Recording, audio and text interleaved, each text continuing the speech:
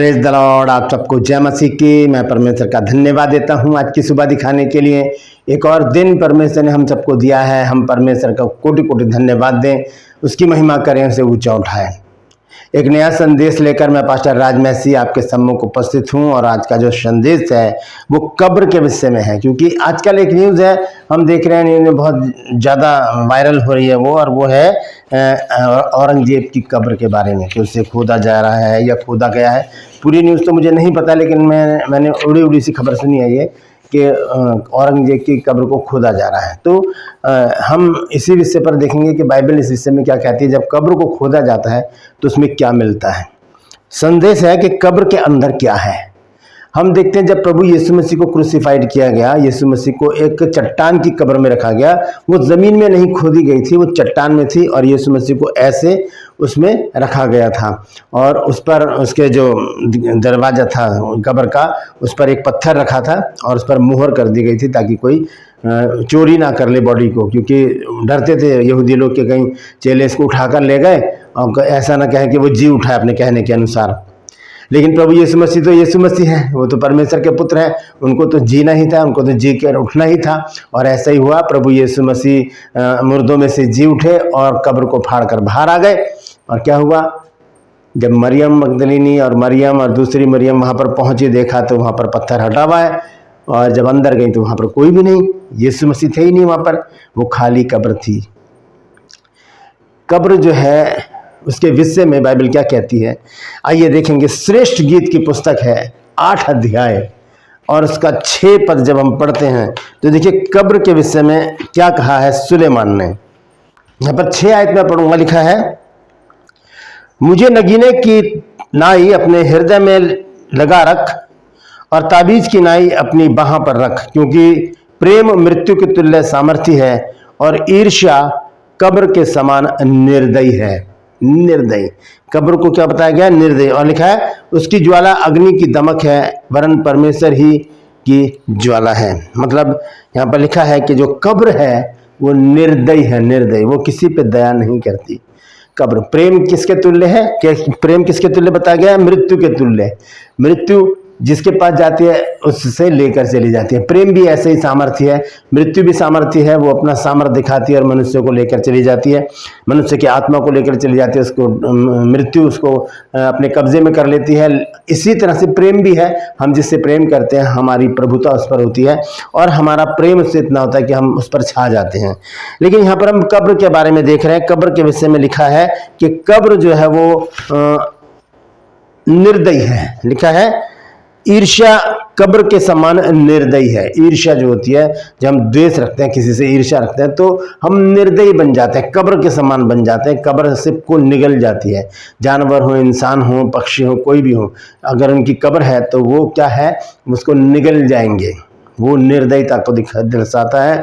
वो ईर्ष्या जो है वो कब्र के समान है, प्रेम जो है वो मृत्यु के समान बताया गया है सबोपदेशक 8 अध्याय के 6 पद में। तो कब्र जब खोदी जाती है तो क्या उसमें पाया जाता है। अब हम देख रहे हैं दिल्ली में ही, क्योंकि मैं दिल्ली में रहता हूं, तो यहाँ पर भी बहुत सारे कब्रिस्तान है। तो जब किसी की डेथ हो जाती है, हम लोग वहाँ पर जाते हैं उनके बरियल के लिए, तो देखा जाता है कि बहुत सारी कब्रें बनी हैं और कब्रिस्तान भर चुका है। तब क्या करते हैं, कब्र के ऊपर कब्र खोदी जाती है, कब्र के ऊपर कब्र खोदी जाती है। जो लोग पक्की करवा लेते हैं कब्रों को, उन्हें तो नहीं छेड़ा जाता क्योंकि वहाँ पर पैसा लगता है। लेकिन जो कच्ची रह जाती हैं, जिनको कोई पूछता भी नहीं आकर, उनको खोदा जाता है और उसी में दूसरे मुर्दे को गाड़ा जाता है। तो पहली बात तो यह है कि हम कब्रें पक्की करवाते क्यों हैं। आज इसी विषय को हम देखेंगे कि क्या मिलता है कब्र के अंदर, वहाँ पर है क्या चीज़। अगर हम कब्र को खोदेंगे, अभी जैसे मैंने आपको बताया न्यूज़ चल रही है कि औरंगजेब की कब्र को खोदा जा रहा है या खोदा जाएगा, मुझे नहीं पता। अगर ऐसा होगा तो उसमें क्या मिलेगा। तो आज हम इसी बात पर बाइबल के अनुसार देखेंगे कि जब हम कब्र को खोदते हैं, जब मैंने अभी बताया जैसे कि कब्र के ऊपर कब्र खोदी जाती है और फिर उसमें मुर्दों को डाला जाता है, जो दूसरे व्यक्ति जो गुजर जाता है उसको उसमें डाल दिया जाता है। तब क्या मिलता है उसमें। हम लोग क्या करते हैं, मरे हुओं को ज़्यादा तवज्जो देते हैं और क्या करते हैं, वहाँ पर जाकर पक्की करवाते हैं कब्रों को। मेरे पापा 1984 में गुजर गए थे, मुझे नहीं पता उनकी कब्र कहाँ है। मेरी मम्मी 2003 में गुजरी थी, 2000 में गुजरी थी और वो जयपुर में गुजरी थी, हमें नहीं पता उनकी कब्र कहाँ पर है।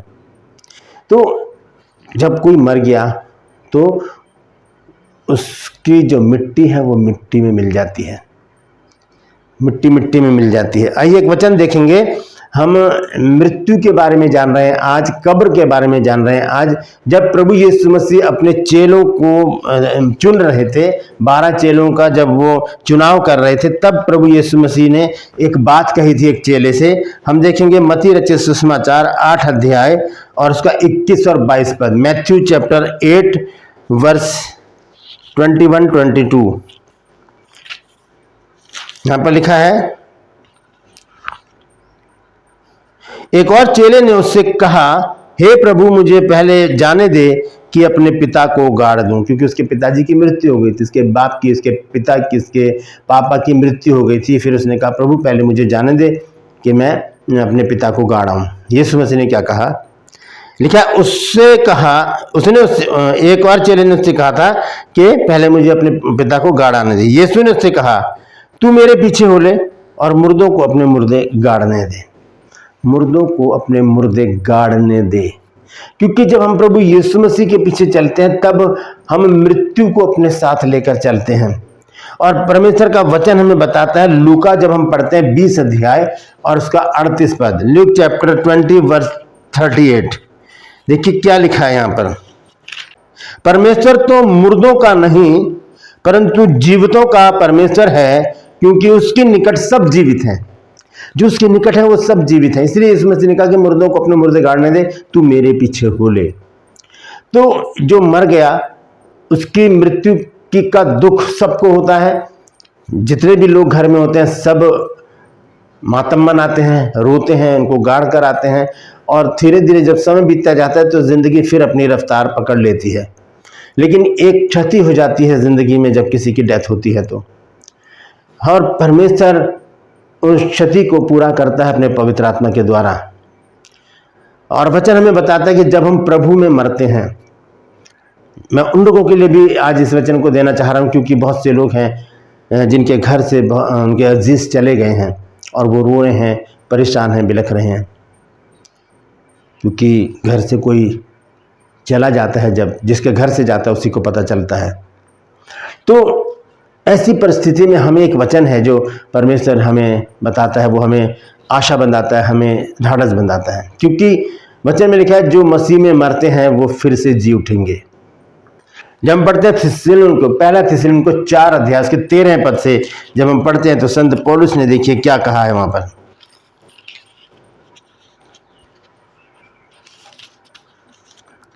लिखा है, हे भाइयों, हम नहीं जानते कि तुम उनके विषय में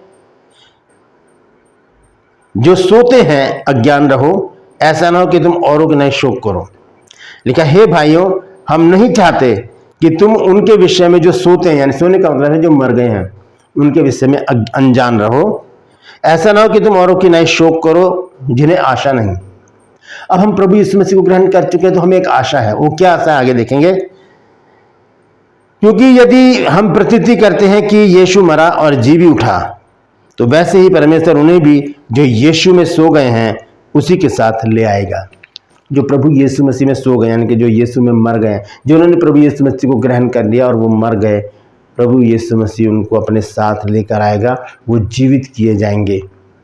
लिखा है यहाँ पर कि जब हम प्रतीति करते हैं, यानी कि हम विश्वास करते हैं कि यीशु मरा, तो इस विश्वास का परिणाम क्या है, इसका सबूत क्या है कि हम विश्वास करते हैं कि प्रभु यीशु मसीह मरा। उसका एक ही सबूत है और वो है कि हम गुड फ्राइडे मनाते हैं। हम गुड फ्राइडे मनाते हैं, इसका मतलब हम इस बात को मानते हैं कि यीशु मसीह मरा। और आगे लिखा है, क्योंकि हम प्रभु के वचन के अनुसार तुमसे कहते हैं कि हम जो जीवित हैं, 14 में लिखा है, क्योंकि यदि हम प्रतीति करते हैं कि यीशु मरा और जी भी उठा, तो वैसे ही परमेश्वर उन्हें भी जो यीशु में सो गए हैं उसी के साथ ले आएगा। लिखा है यीशु जी भी उठा। अब इस बात का सबूत क्या है कि यीशु मसीह जी उठा? इस बात का भी सबूत यह है कि हम रिजरेक्शन डे को मनाते हैं। हम प्रभु यीशु मसीह के जी उठने के दिन को मनाते हैं। इसका मतलब हम मानते हैं कि यीशु मसीह मरा और तीसरे दिन मुर्दों में से जी उठा। फिर संत पौलुस आगे बताते 15 में, क्योंकि हम प्रभु के वचन के अनुसार तुमसे यह कहते हैं कि हम जो जीवित हैं और प्रभु के आने तक बचे रहेंगे तो सोए हुओं से कभी आगे नहीं बढ़ेंगे, क्योंकि प्रभु आप ही स्वर्ग से उतरेगा। उस समय ललकार और प्रधान दूत का शब्द सुनाई देगा और परमेश्वर की तुरही फूकी जाएगी और जो मसीह में मरे हैं वो पहले जी उठेंगे। जो प्रभु में मर गए हैं वो पहले जी उठेंगे। ये हमारी आशा है, ये हमारी आशा है। इसलिए प्रभु यीशु मसीह ने कहा कि मुर्दों को अपने मुर्दे गाड़ने दे, तू मेरे पीछे हो ले, क्योंकि जब तू मरेगा तो तू फिर से जिलाया जाएगा। जो प्रभु में मरे हैं वो फिर से जिलाए जाएंगे। Praise the Lord. तो कब्र को अगर खोदा जाएगा तो उसमें मिलेगा क्या? उसमें कुछ भी नहीं मिलेगा, क्योंकि सबोपदेशक की पुस्तक में जब हम देखते हैं उसका 12 अध्याय के 7 पद, उसमें लिखा है कि मिट्टी ज्यों की त्यों मिट्टी में मिल जाएगी और आत्मा जिसे परमेश्वर ने दिया है वो परमेश्वर के पास लौट जाएगी। तो मिट्टी जब मिट्टी में मिल जाएगी, फना हो जाएगी, खत्म हो जाएगी, राख बन जाएगी, कुछ भी नहीं बचेगा, फिर क्या बचेगा? आत्मा परमेश्वर के पास लौट जाएगी। क्योंकि ये शरीर जो है ये मिट्टी से बनाया गया है। जब हम पढ़ते हैं उत्पत्ति 2 अध्याय के 7 पद में, तो वहां पर लिखा है कि तब परमेश्वर ने आदम को भूमि की मिट्टी से रचा और उसके नथनों में जीवन का सांस फूंक दिया। उसके नथनों में जीवन का सांस फूंक दिया। देखिए यहाँ पर क्या लिखा है, लिखा है, और यहोवा परमेश्वर ने आदम को भूमि की मिट्टी से रचा और उसके नथनों में जीवन का सांस फूंक दिया और आदम जीवता प्राणी बन गया। नथनों में जीवन का सांस फूंक दिया। कैसे बनाया गया था? परमेश्वर के द्वारा आदम को मिट्टी से बनाया गया था। मिट्टी में 96 तत्व होते हैं और इतने ही तत्व जो हैं वो मनुष्य के शरीर में भी होते हैं। ये सिमिलैरिटी है दोनों में, मिट्टी में और मनुष्य में। इसीलिए वैज्ञानिक भी मान चुके हैं कि ये शरीर जो है ये मिट्टी से बनाया गया, क्योंकि मिट्टी में 96 जो है 96 तत्व हैं और मनुष्य के शरीर में भी 96 तत्व है।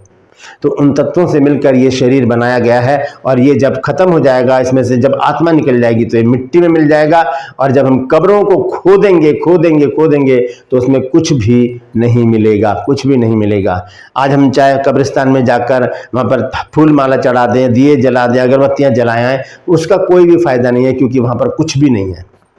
वहाँ पर शून्य है, हवा है सिर्फ, और कुछ नहीं, क्योंकि मिट्टी मिट्टी में मिल चुकी है और आत्मा परमेश्वर के पास है। हमें उन लोगों के लिए प्रार्थना करनी चाहिए जिनके घर से लोग चले जाते हैं, उनकी शांति के लिए प्रार्थना करनी चाहिए, ना कि उस आत्मा के लिए जो परमेश्वर के पास है। वो तो शांति को पहुंची गई, उसकी जो गुजरा है उसकी आत्मा की शांति के लिए हमें प्रार्थना नहीं करनी। हमें उन लोगों की शांति के लिए प्रार्थना करनी है जो मातम में है, जो दुख में है, जिनके घर से कोई चला गया है। तो कब्र अगर खोदी जाएंगी तो उसमें कुछ भी नहीं मिलेगा। और मसीहत का जो गौरव है वो प्रभु यीशु मसीह की खाली कब्र है, क्योंकि यीशु मसीह जी उठा है और आज भी वो जीवित है। इसी तरह से हम भी जब यीशु में मरेंगे, प्रभु में मरेंगे, तो प्रभु हमें भी जीवित करेगा और हमें अपने साथ बादलों पर उठाकर ले जाएगा और हम उसके साथ 1000 वर्ष तक राज्य करेंगे। और फिर उसके बाद वो हमें अनंत जीवन देगा, ताकि हम अनंत जीवन के अधिकारी होकर हमेशा हमेशा प्रभु यीशु मसीह के साथ रहें। तो कब्र के अंदर क्या है ये सवाल है, लेकिन हम जानते हैं कि कब्र के अंदर कुछ भी नहीं है। क्यों? क्योंकि मिट्टी मिट्टी में मिल जाएगी, आत्मा परमेश्वर के पास पहुंच जाएगी जिसे परमेश्वर ने दिया है। बचेगा क्या? कुछ भी नहीं। डेड, फुल स्टॉप, डेस, सब कुछ खत्म। आत्मा खुदा के पास है, परमेश्वर के पास है, प्रभु के पास है, और वो न्याय के समय सबको इकट्ठा करेगा, न्याय करेगा, और जो अच्छे काम करके मरे हैं उनको स्वर्ग में भेजेगा और जिन्होंने बुरे काम किए हैं वो नरक में डाल दिए जाएंगे। तो कब्र खोदने से कोई फ़ायदा नहीं है, उसमें कुछ भी नहीं मिलेगा। जब हम यीशु मसीह के विषय में देखते हैं, वहाँ पर स्त्रियाँ गई, वहाँ पर कुछ भी नहीं मिला, क्योंकि यीशु मसीह तो यीशु मसीह हैं, वो तो जी उठे थे, वो जी उठे। और आज भी प्रभु यीशु मसीह जीवित है, इसी तरह वो हमें भी जीवित करेगा और अपने साथ बादलों पर लेकर जाएगा। Praise the Lord. परमेश्वर इन वचनों के द्वारा हम सबको आशीष दे। यदि आज आपने कुछ नया सीखा है तो कमेंट्स में ज़रूर लिखिए और इस वचन को शेयर कीजिए ताकि और भी लोग इन बातों को जान सकें। Praise the Lord.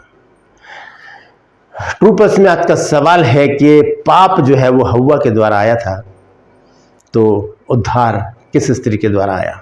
जानते हैं तो कमेंट्स में लिख दीजिए, तो डिस्क्रिप्शन में आपके सवाल का जवाब मिल जाएगा। ये मेरा नंबर है। अगर आप चाहते हैं हमारे बाइबल कॉलेज की बुक परचेज करना तो इस नंबर पर मुझे व्हाट्सएप मैसेज कीजिए और लिखिए कि मुझे आपकी पुस्तकें चाहिए। उसी समय आपको पूरी जानकारी दी जाएगी। मैं आपसे गुजारिश करता हूँ मेरे इन चैनल को सब्सक्राइब करें, बेल आइकन को दबाएं ताकि नोटिफिकेशन आपके पास पहुँचे, नया वीडियो नई जानकारी बिना व्यवधान बिना रुकावट आपके पास पहुँच जाए। मेरे वीडियोज़ को लाइक कीजिए और शेयर कीजिए और कमेंट्स बॉक्स में आकर मुझसे ज़रूर बातचीत कीजिए। आज के लिए बस इतना ही। फिर मिलूंगा एक नए संदेश के साथ, एक नया वीडियो लेकर। तब तक के लिए मुझे इजाज़त दीजिए, लेकिन अपना और अपनों का ख्याल रखिए और याद रखिए कब्र में कुछ भी नहीं है, मिट्टी मिट्टी में चली गई और आत्मा परमेश्वर के पास है। Praise the Lord. परमेश्वर आप सबको आशीष दे।